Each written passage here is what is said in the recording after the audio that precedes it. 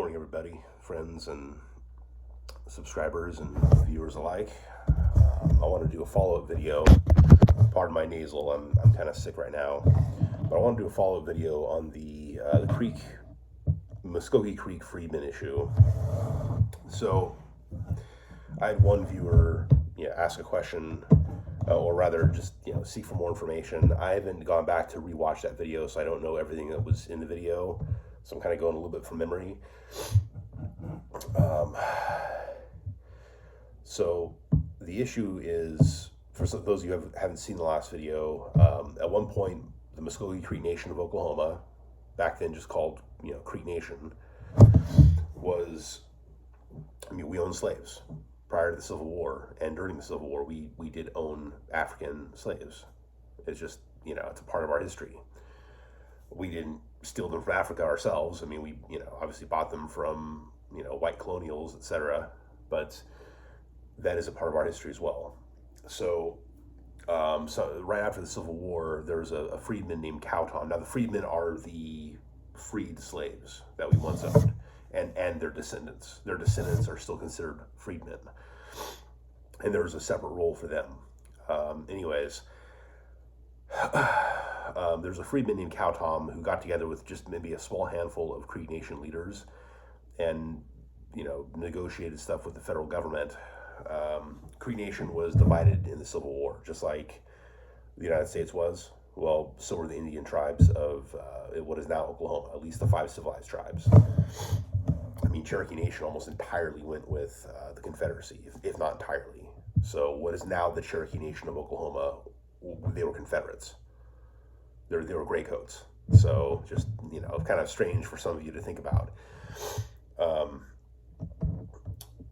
So if you go back to War of 1812, then the Creek War and Battle of Horseshoe Bend and things like that, the hostile Indians, who had a good reason to be hostile, by the way. The Battle of Burnt Corn was an invasion, and it was also a way to stop us from buying guns from non-Americans, because Americans don't want to sell us guns. I wonder why. So Burnt Corn is attacked. The hostiles, which in this case they attacked Fort Mims and killed a lot of people, some of whom I think were even mixed blood Creeks. And anyways, the Creek War, it ended with the Battle of Horseshoe Bend, and you had William McIntosh and others on the side of Andrew Jackson at that time. Now, not later on, but just at that time, they were fighting on the American side. There's a lot of stuff the hostiles were doing which was not necessarily good, but you can also, looking back, kind of understand why they did some of it. Anyways, Horseshoe Bend happened. Those who fought against the U.S. government later on, them and their descendants during the Civil War became known as Loyal Creeks, and I'm descended from some of them. My great grandma was on the Loyal Creek roll because of her ancestors that were Loyal Creeks, so she had a Loyal Creek claim on her mother's side from multiple relatives. So on her dad's side, that was the Perryman McKillop side, and though they were more, I think they were more Confederate. So yeah. Anyways, and so the Upper Creeks were the hostiles. They fought, against the Americans. The Lower Creeks, which people tend to say are the mixed bloods, which is partly true, but it's not totally true. You had Upper Creeks that were also very, very, very mixed blood, like Red Eagle. Minowa was half white, his dad was Scottish. Peter McQueen, his father was James McQueen, a Scotsman. Need I go on? These were the so-called full-bloods. If you ask a full-blood today who knows the history, they're going to say, oh, they were full-bloods. It's not true. It's just not. Even Pothleohola was not. Supposedly his dad was white, or grandfather. I got to double check that, but he had white blood. So there's a lot of that going on among the so-called full-bloods of the Upper Creeks. Okay, and there was Lower Creeks Lower Creeks, not Loyal. Almost said Loyal Creeks. There were Lower Creeks that were also full-bloods, but there was a lot that were mixed blood. Both sides owned plantations, okay, and slaves. So that was a real part of Creek Nation history, just like it was a part of American history. So what was I getting at with that? The Lower Creeks are the ones who originally fought on the side of the United States government are the ones who later on fought for the Confederacy.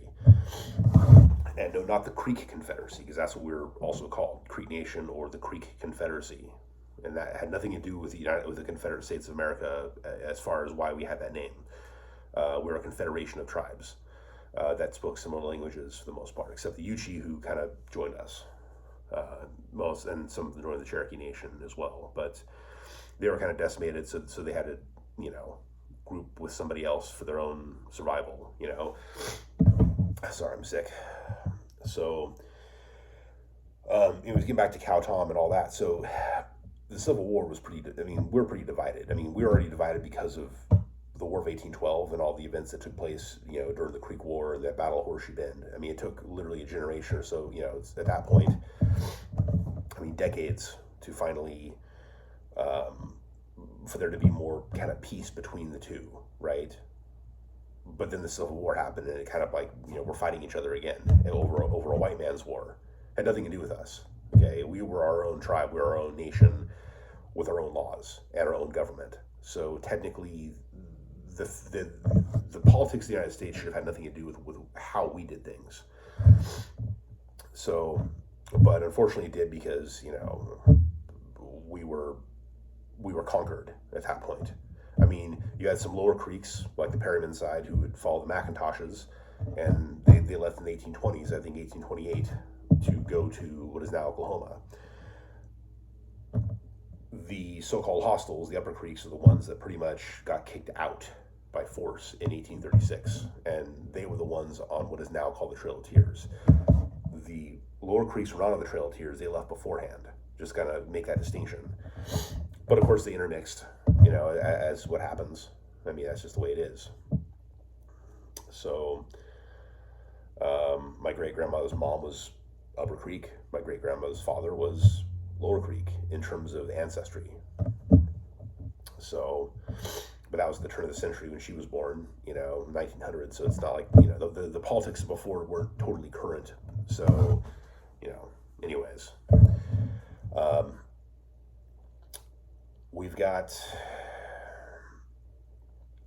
So anyways, getting back to the Freedmen, because that's what this video is about, but I want to kind of cover that history in case I didn't cover all that as clearly before.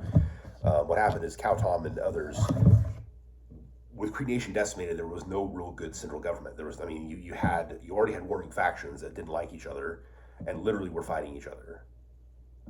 You had the previous political issues between the Upper and Lower Creeks, but still all were part of Creek Nation, right? There was still a national council up to that point, well, up to the beginning of the war, at least. I believe there was some kind of semblance of an old, government. Potlihola was the last of the original, pre-removal government, and he died in Kansas. So, I have people that were with him. Basically, they had to go to Kansas, and things were no better there than they were in what is now Oklahoma, which at the time was called Indian Territory, because Oklahoma was not a state. Not till, was it 1908 or something like that. Early 1900s, it became a state. So it was not called the Oklahoma Territory, it was called the Indian Territory. So just to kind of make that clear, for those of you who don't know.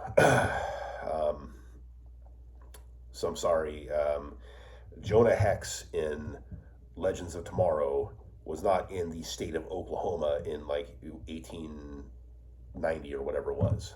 Well, there was no Oklahoma back then. So just to geek out for a second, but back on track. Okay. So there was no solid government. There's no stable, solid, central government, if you will, or even decently constituted, loosely confederated government. It just wasn't there. So the fact that this guy Cow Tom, who wasn't even Creek by blood, now don't get me wrong, there were slaves that came with us on the Trail of Tears. I'm not going to eliminate that part of the history. That's a real part of our history as well, and that was obviously to our benefit. But they were still not Creek by blood. They still shouldn't, even if they were not, slaves anymore, it doesn't mean that they should have equal citizenship, because they weren't actually members of our tribe by blood, right? So, but Cow Tom got it set up so that the freedmen were all automatically citizens of the tribe, as per federal law, which, as far as I'm concerned, should have no bearing on how we do things as a tribe. I'm sorry, we're still and we call ourselves a sovereign nation, the only way that's going to maintain is if we say no. We're going to keep our citizenship for who we say are citizens. And right now we say it's citizens by blood. Anyways, go to 1900 or 1899. You have the Camel Creek Roll.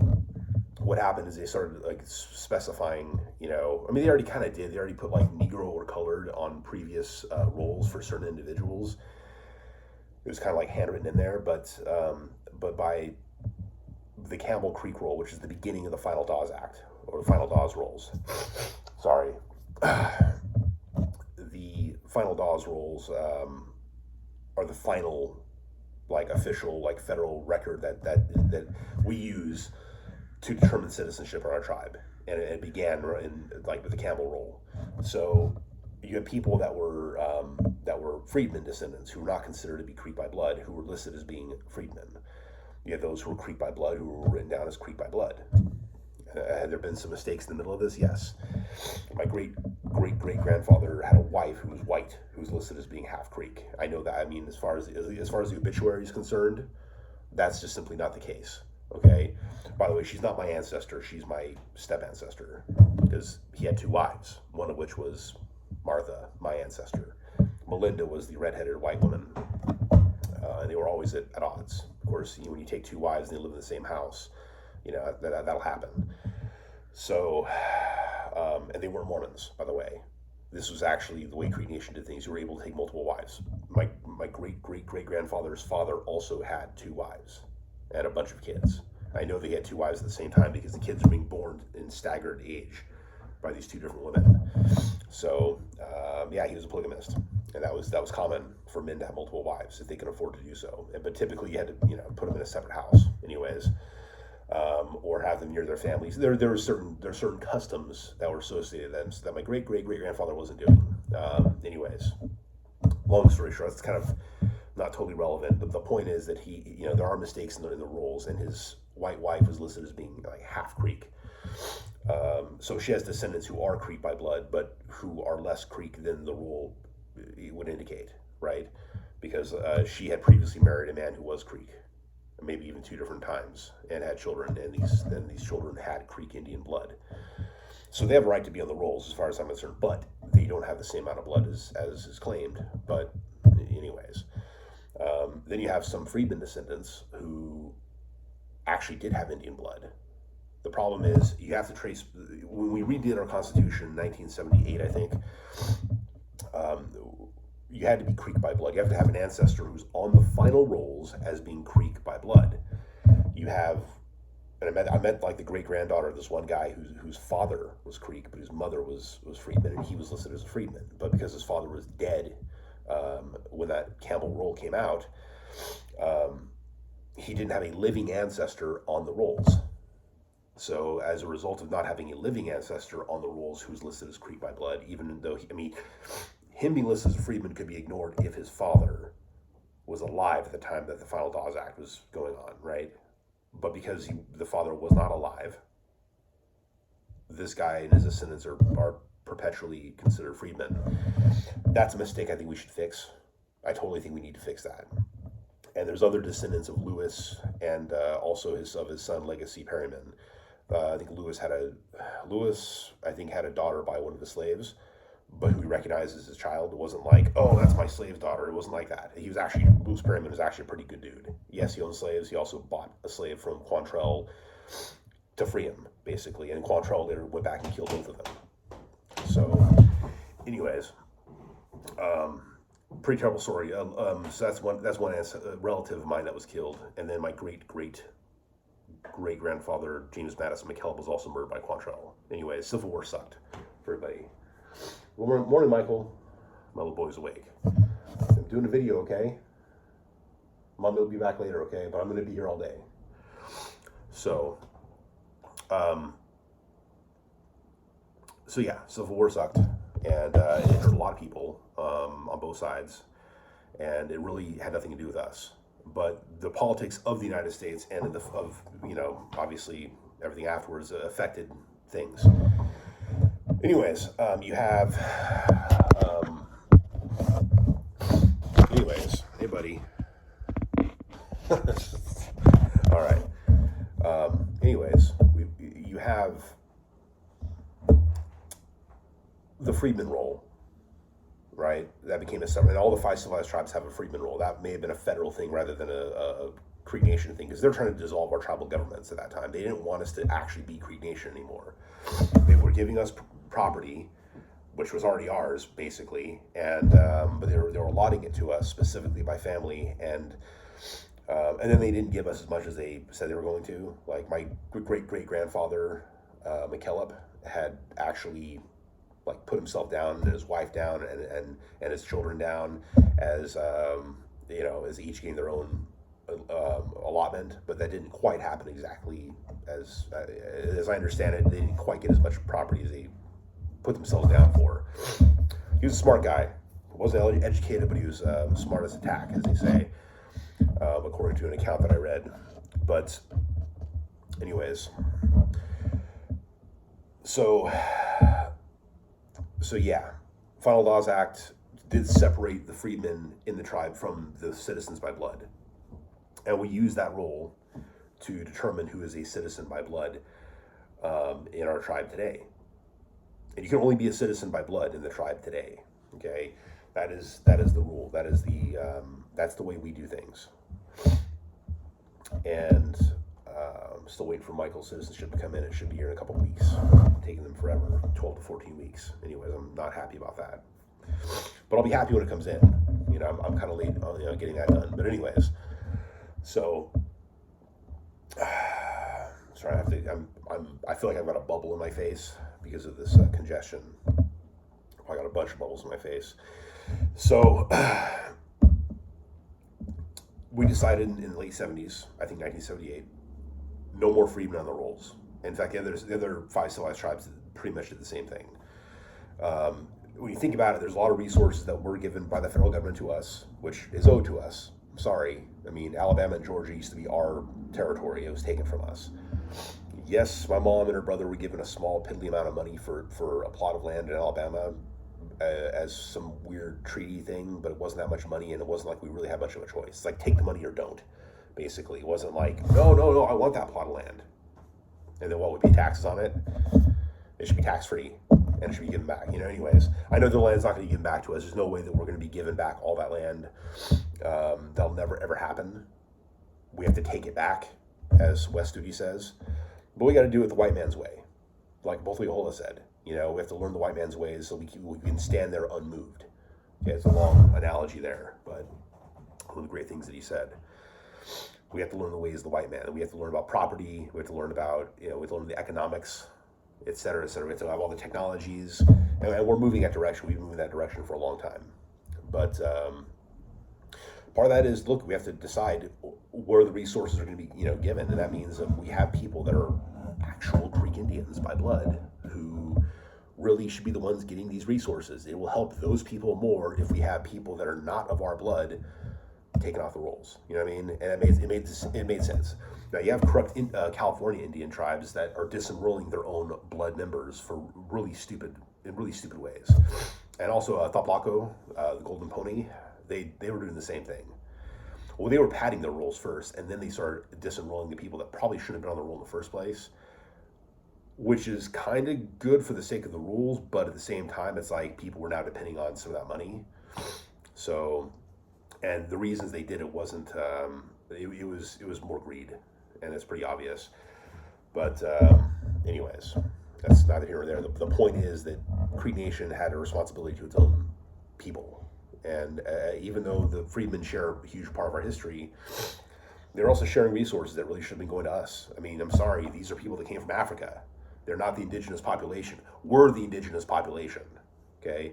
And those resources should be going to us. That federal rent that they owe us, it goes to us. It doesn't go to them. I'm sorry, it shouldn't, because they are not, unless they have our blood. Again, there are some that do, and that should be on the rolls as citizens by blood. There'll be a small piddly amount, but it doesn't matter. You can be any small, tiny, minute amount of Creek Indian, as long as it's on the final rolls. You can be a citizen, but you have to be a citizen by blood. So yeah. So I'm going to get into this as well. What does it mean to be an Indian? What does it mean to be Muscogee Indian or Muscogee Creek? So I'm going to try to close with this. We're already almost 20 minutes in. This is going to go for at least another 5 minutes.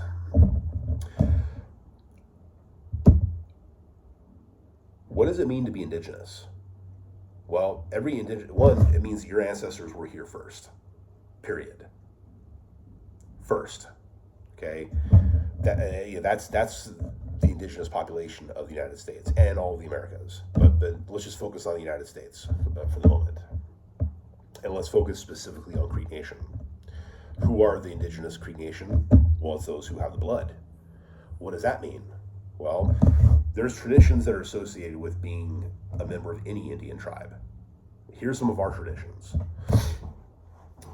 You belong to the clan of your mother. I'm Turtle, by the way. Lechunky. Okay? So you belong to your mother's clan, but you are a son or daughter of your father's clan. So my son doesn't have a clan because his mother is Colombian. She's got indigenous blood, obviously, she does, but she's not a citizen of an Indian tribe, especially not a United States Indian tribe, much less one of the 5 civilized tribes, yada yada. Her culture and history is Hispanic, basically, from Colombia. Even if some of her blood is definitely indigenous, it's obvious. But my son is going to get his Indian citizenship through me. So, and because I have a clan, he is son of Turtle. He is not Turtle clan, he's son of Turtle. Whenever you see that written down somewhere on a genealogy record, a Creek Indian legal record of some sort, or in some of the old stories, that means that the person's father belonged to that clan. When you're if you're son of Bear, but then like your Wind clan, son of Bear, or daughter of Bear, that means your father was Bear. That's what that means. You automatically belong to your mother's clan, but you're still son or daughter of your father's. Okay. I've heard you can claim your father's clan if you don't have one on your mother's side, but it's not quite the same as actually being born into a clan. So that's kind of the kicker. And then I'm not sure if it passes on to your child after that. If you're a boy who's, you're a girl or whatever, if you're son or daughter of this clan, does that mean that your children become that as well? Because it's supposed to go in the matrilineal line. Okay. So I think the answer to that is no, but I have to double check. Okay. So it's definitely treated as no by a lot of people today. So anyways, Muscogee Nation, Muscogee people had a number of traditions. Like, for example, we originally we're actually 5 tribes. The Choctaw were one of our tribes. They split off. The other 4 are Bika, Coweta, Casita, and Tecabachi. Now, depending on the legend you go by, Coweta and Casita were actually one city divided by water, and that was what distinguished between but different legend has them as a moving band of Indians, just like the Arbika and the Tecabachi. Okay, so you have these 4 grandmother towns, and you had other towns that came out of them. You also had other Indian tribes that were conquered, intermingled with, and then they became their own towns, and some of them became grandmother towns and had their own little separate villages that popped out of them. Anyways, we conquered people, intermarried with them, and they became part of the nation. They had a voice in the National Council. Okay, originally we had this band of Indians moving from the backbone of the world, which some people believe was the Rocky Mountains, and we went east. And so what happened then is at some point during that trail, the Choctaw just split off. All right. Now the Choctaw and the Chickasaw were also once the same tribe. So the ancestors of the Chickasaw were also with this band, but they were Choctaw at the time, if the legend is true. The Choctaw separated, and then we ended up in these caves that were covered in mist. Now, when this great mist covered the earth, as it was said in one legend, some just say it was the caves, these different groups kind of grabbed each other, they banded together, and they swore eternal brotherhood, as it says. And what happened was, once the wind blew the mist away, every little grouping of Creek Indians, and they weren't necessarily all related to each other, by the way. They weren't like they could have been from any of these 4 bands. You might have had some Arbika, some Coweta, and some Tecabachi, etc., all in this one little area who said, "Oh, let's hold together." Right? Once it was done, they were able to separate. But let me go on with the story here. So when the wind blew the mist away, the people that saw the wind blow the mist away were called themselves like the Wind Clan or the Wind People, right? And then the other groups, so I see a turtle, and the turtle are considered related to the wind, so they might have been right next to the Wind People. Who knows? And raccoon. Oh, I see a raccoon. The first animal that you see, the first like totem animal. And there's even a salt clan, you know, and a sweet potato clan. It's like, oh, I see a sweet potato. It's like the first thing you see when the mist is blown away, that becomes your group's totem. So that's what happened. That's how we acquired the clans, according to our legends. So then we made our way into what is now Alabama and Georgia, okay, and settled what is considered the old Creek Nation or the Creek Confederacy. How long ago this was, we don't know exactly. People have debated this. I mean, one person said, "Oh, we used to be Aztecs, and kind of, or we were in Mexico, and we went, 500 years ago we came into this area." Others say, "No, it was much further back than that." I don't know. And of course, there were already people there, and so we would have intermingled with them, and yada yada. Anyways, all these groupings, these clans, were part of these different tribes, these different villages. So that's how all these different tribes or tribal towns have the same clans, is because, they weren't necessarily all they weren't all the same group originally. They kind of were their own little subgroups. So, anyways, I gotta get a hold of them. I gotta cancel my dentist appointment. Get a notification. So, anyways, you have these traditions like that, right? You cannot marry into your own clan. It's like marrying your brother or sister. You also cannot marry into your father's clan. Some tribal towns wouldn't even let you marry into your mother's father's clan, which is not your clan and not your dad's clan, but some consider that to be too close, and you couldn't do it. So these are sort of the traditions, among other traditions, that are associated with our tribe. But those are the ones that have to do with blood and inheritance. What is your place in the tribe? And each even though the Wind Clan was considered the first clan, because the first group to actually take a clan name, and they're considered the aristocracy of the clans. And originally, all the principal chiefs were chosen from the Wind Clan. Right, the chief over the entire nation was always Wind Clan for a long time. It's not the case anymore, but sometimes it is, but it's not the rule anymore. But each tribal town had its own traditions. Like Arbika, I think they rotate between bear, like the chief could be bear, but then the next chief has to be raccoon, and then it goes back to bear and back to raccoon. I know bear's one. I think raccoon's the other one. I've got some Arbika blood, and so I kind of looked into some of this stuff. Swanton did a really great book on the subject in the early 1900s, documenting the ceremonial grounds and all that stuff. It was really great. And I've learned through time that some of these traditions are still very much intact. So, anyways, we also have the medicine tradition and all kinds of stuff. Michael, what are you doing? No, Michael, stop that. No. Don't do that. No more. You play with that one. Okay? The joys of parenting. All right, so we're already almost 30 minutes into this. I'm going to keep going. So what you have, I'm chirping. So what you have is all these traditions that have to do with blood descendancy from the original people that founded the Creek Nation. Okay, the names of these individuals is not recorded. The names of the villages, that's recorded, okay? Now, because of the white man, I think we actually do have records and family trees now over the last, at best, 200 years. In some families with more white blood, it goes further back, okay?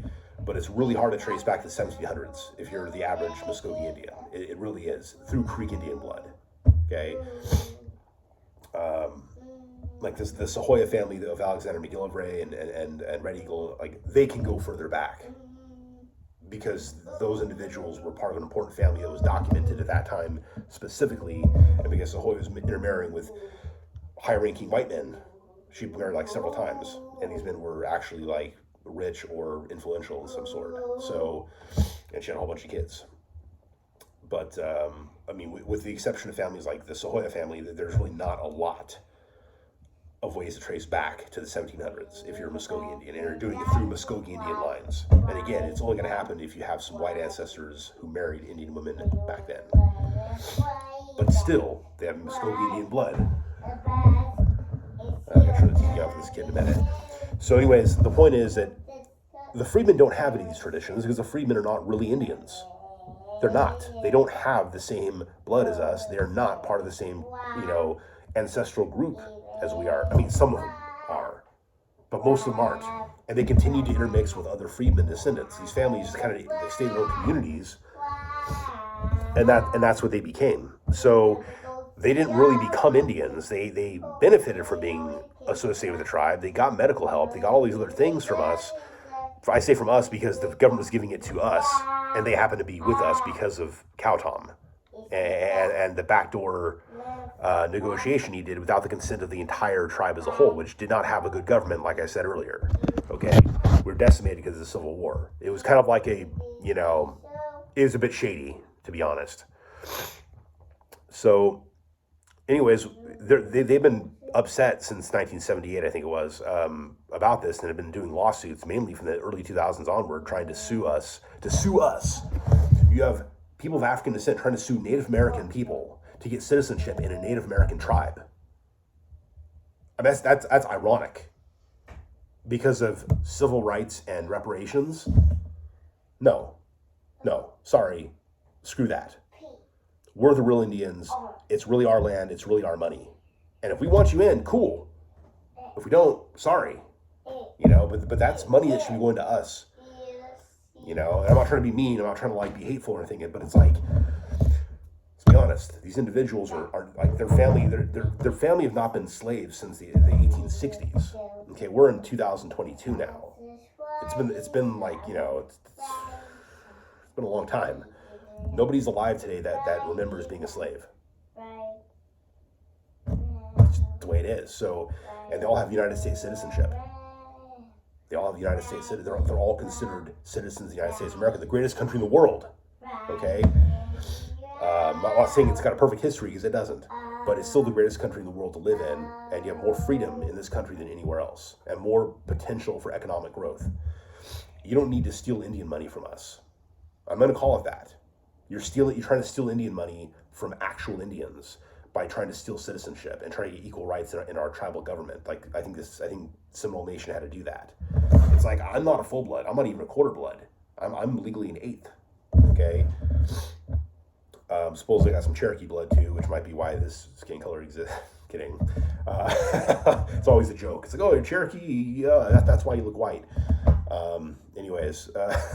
But so I'm legally an eighth.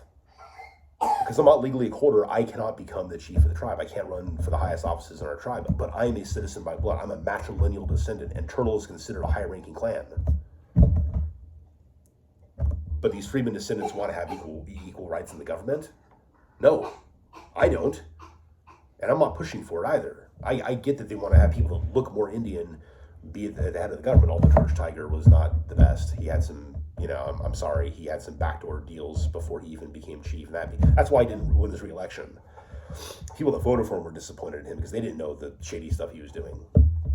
Anyways, and I knew a guy when I lived in Oklahoma that, this is a side topic, but he said, no, the guy never married any of the women he had children with, and yeah, he could speak Creek, but that means he can lie in 2 languages. I'm not going to tell you the guy's name. I'm not even sure if he's alive anymore, but even if he's not, I'm not going to tell you his name or the family that he's related to, because it's an important family. So, I don't want him getting doxxed, right? All right. No doxing here. But that's but yeah, so I mean, I get that we want to have, people that look or supposedly have more Indian blood, because apparently being full blood is more correct, which I think is a load of nonsense. I think sticking to the traditions of having matrilineal descent should matter actually a whole lot more than being 7/8. For example, you'd be 7/8 Muscogee Indian and not have a clan because your maternal line great-grandmother was white or black. I saw some old lady in Muscogee Nation News who was like, it said daughter of alligator, and she was like 7/8 Muscogee Indian. It's like, okay, well, I think I know the great-grandparent that's not Indian. And that's the one that's the most relevant to the clan that she would have belonged to but doesn't, because she, anyways. So, yeah, that was, just throwing that out there. So Muscogee Nation citizenship belongs to Muscogee Nation citizens, those who actually have the blood, who have the documented lineage. I just signed a sworn affidavit because my son is I'm a guy. And, because I'm a guy, I got to sign this document stating that I recognize that he's my son. Of course he's my son. The birth certificate says that as well. I should need to sign an affidavit, but if they want you to. So he's obviously my son. So, that's the way it is. And I'm obviously my mom's son, and she's her mother's daughter, and her mother's daughter, and her mother's daughter, etc. Because there's a matrilineal ancestry. It's pretty unmistakable. And yes, I'm descended from at least one chief in the nation, and I would say that, probably another that, definitely some important people. I have ancestral cousins who were chiefs of the principal chiefs of the nation. That was the Perryman side. I'm descended from their sister and aunt, basically. But their daddy was a chief. Okay. So, also, let's put it this way. It's not about color. I mean, look at me. I'm not full blood. I'm not full blood, but I have the blood. Okay, so, I mean, yeah, why shouldn't I be a citizen? I have the blood. I have a cousin who looks more black than white or Indian. She's triracial, but she has Creek Nation blood, and she's a citizen by blood. So, it's not about color. It's about, do you share our blood? And she's a matrilineal descendant as well. So we're both Turtle Clan. That's what we are. In fact, it's from her grandmother, my mom's cousin, that I came to it's from them that I came to the realization that we are, in fact, Turtle Clan. I had to do a little investigation to kind of prove that the story was consistent, and it ended up being consistent with things that I'd heard that didn't say we were turtle, but the same stories. And I'll do that another time. That's actually a good story, and I'll give names for that one. But anyways, it's clear that we are Turtle Clan. That's where we belong. So, anyways, again, the Freedmen don't have any of this. It's not part of their bloodline. And so why should they have equal rights as citizens of our tribe? Look, my son is son of Turtle, but if he marries a white woman or a Hispanic woman or a black woman and has children that are not son of Turtle, yeah, Michael, I get it. All right, hold on, buddy. He still has the blood of our people, and his children will still have the blood of our people. And those ancestors that he has will still have been people that had this clan and tribal town connection. I'm Greenleaf, by the way. That is my ancestral matrilineal tribal town, and he does belong to that too, because if you can't get it through your mother, you do get it through your father. But it primarily goes through your mother. If it's through your mother, you automatically belong to that. So, anyways, that's how that goes. Come on, man. Stupid internet. Yeah, Michael, we're setting it up. Hold on. So anyways, nobody should be able to sue us for citizenship. That is the stupidest thing ever. It's like, let's put it this way. It's like, they may share our history, and I respect that. And I appreciate that. I do. I really do. But here's the deal. Okay, like, come on, connect. Hold on, Michael. If you had a bunch of Russians or Koreans or Zimbabweans or Scots or whoever else who are not actually Creek by blood try to, join the tribe, and we said no, even if they lived among us for generations, if they only intermarried with their own people and not us, their descendants don't belong to us, right? Why should we grant them citizenship because they have a shared history? Even if we had white slaves or Asian slaves or whatever, that doesn't mean that they automatically have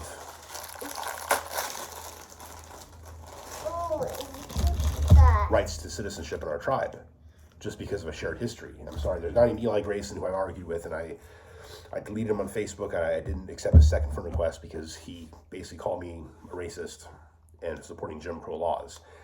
I'm sorry, all those white man's politics have nothing to do with our tribe. We have our own traditions and our own reason to keeping it within our own people. And that's what we need to do. if we decide we want to bring the Freedmen back in for whatever reason, that's on us. That's for us to decide. And if we want to reject them again, that's still on us, because we are the real Muscogee Nation people. Okay, we should have a say in who is really a citizen of our tribe.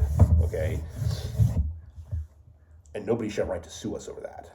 It's the stupidest thing ever. Okay, that's the way it is. So, like, I love for my stepkids to become citizens of the tribe, but they don't have our blood, and they can't by law. They cannot become citizens of the Muscogee Nation, even though they look native because they're Colombian. Okay, it's just the way it is. So, anyways, I mean, you mix their blood among the Creek Nation, you're gonna have people that look more Indian. That's just the way it would be. So, but again, it doesn't count because they're not even from the Indian tribe in the United States. So they can't really become adopted in the same way. As much as I would love to do so, I can't. You know. So, which is sad. They're good-looking boys, and I'm sure some